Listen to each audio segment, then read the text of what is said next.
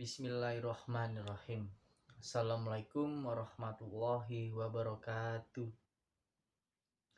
Alhamdulillahirabbil alamin. Wassalatu wassalamu ala asrofil anbiya'il wal mursalin wa ala alihi wa ashabihi ajmain. Amma ba'du. Baik, di sini saya akan menjelaskan tentang toharo dalam Islam. Apa itu toharo? Toharo itu artinya bersuci menurut bahasa. Dalam istilah, toharo artinya suci dari hadas dan najis, yakni keadaan suci setelah berwudu, tayamum, atau mandi wajib. Lalu ada yang namanya hukum toharo. Hukum toharo itu sendiri wajib dan telah disampaikan oleh Allah Subhanahu wa Ta'ala. Allah Subhanahu wa Ta'ala melalui firman-Nya, "Hai orang-orang beriman, apabila kalian hendak melaksanakan sholat, maka basuhlah muka dan tangan kalian sampai siku, dan sapulah kepala kalian. Kemudian basuh kaki sampai kedua mata kaki." Al-Maidah ayat 6. Lalu ada macam-macam toharo. Yang pertama ada toharo mahanawiyah.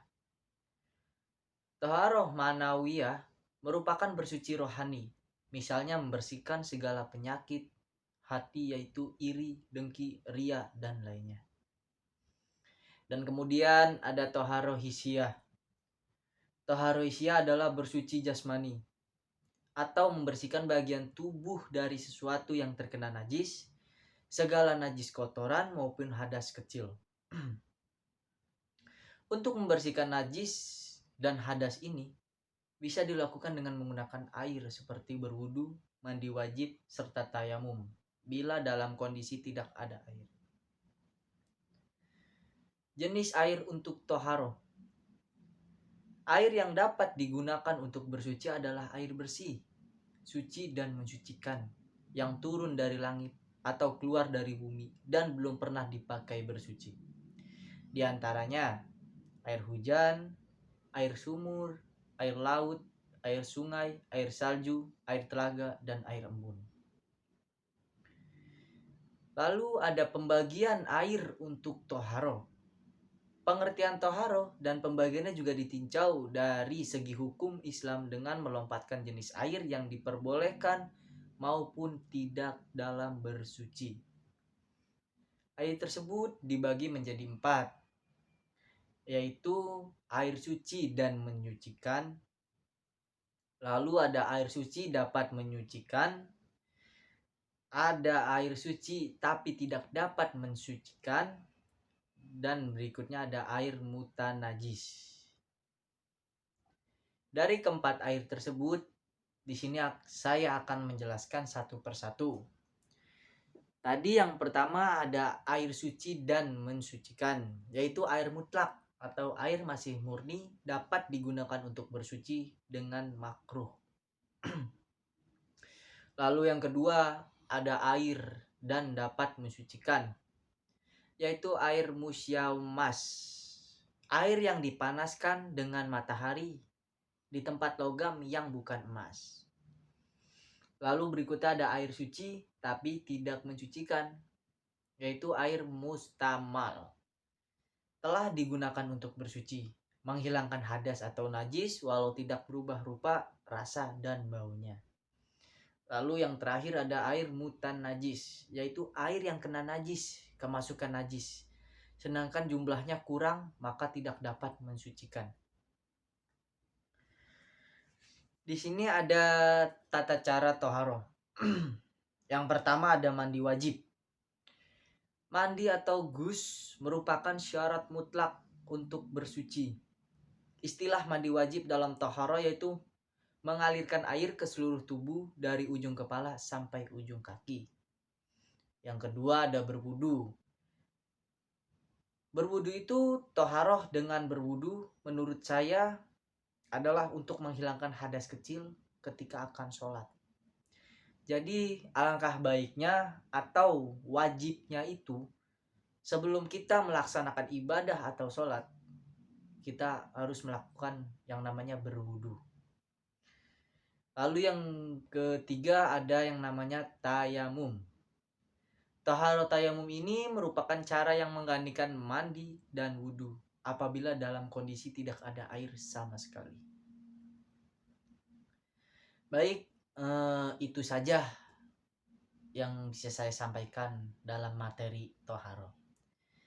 Lalu tidak lupa saya akan menyampaikan materi berikutnya, yaitu tentang sholat jamak dan qashar. Apa itu sholat jamak?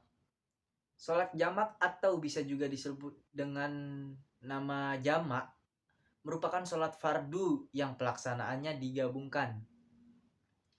Dengan kata lain, sholat jamak yaitu menggabungkan dua sholat wajib, fardu atau dan melaksanakannya dalam satu waktu saja.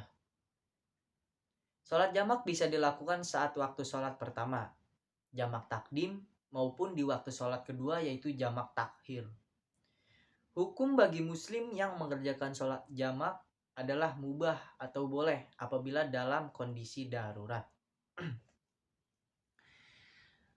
Di sini ada jenis sholat jamak.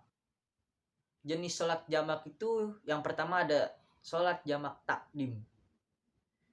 Sholat jamak takdim itu merupakan sholat yang dilaksanakan dengan cara menggabungkan dua sholat fardu dan dilaksanakan pada waktu sholat fardu yang pertama. Contohnya, sholat duhur dan sholat fajar dilakukan pada waktu duhur. Lalu yang kedua ada sholat jamak takhir. Sholat jamak takhir ini merupakan sholat yang dilakukan dengan cara menggabungkan dua sholat fardu dan dilaksanakan pada waktu yang kedua atau terakhir. Contohnya, sholat duhur dan sholat asar, tetapi dilaksanakan pada waktu sholat asar. Itu yang dinamakan sholat jamak takhir. Syarat-syarat melakukan sholat jamak, yaitu ada sedang melaksanakan perjalanan jauh, jarak tempuhnya tidak kurang dari 80.640 km. Yang kedua, perjalanan yang dilakukan bertujuan baik, bukan untuk kejahatan atau maksiat. Yang ketiga, sakit atau dalam kesulitan. Yang keempat, sholat yang dijamak merupakan sholat adaan, tunai, bukan sholat qada. Yang kelima, berniat menjamak ketika takbiratul ihram. Nah, di sini saya juga tak lupa menjelaskan pengertian tentang sholat qashar. Sholat qashar itu merupakan sholat fardu yang dalam pelaksanaannya diringkas dari 4 rakaat menjadi 2 rakaat saja. Sholat fardu yang boleh diqashar adalah sholat duhur, asar, dan isya. Syarat sholat qashar itu dalam pelaksanaannya, yang pertama, perjalanan yang dilakukan tidak ada niat untuk bermaksiat. Yang kedua, sedang melakukan perjalanan jauh, sekurang-kurangnya 80 km. Yang ketiga, sholat yang diqashar adalah sholat adaan atau tunai, bukan sholat qada. Yang keempat, berniat sholat qashar saat akan takbiratul ihram. Ya, baik. Mungkin hanya itu saja yang bisa saya sampaikan. Kurang lebihnya mohon maaf. Billahi taufiq wal hidayah. Wassalamualaikum warahmatullahi wabarakatuh.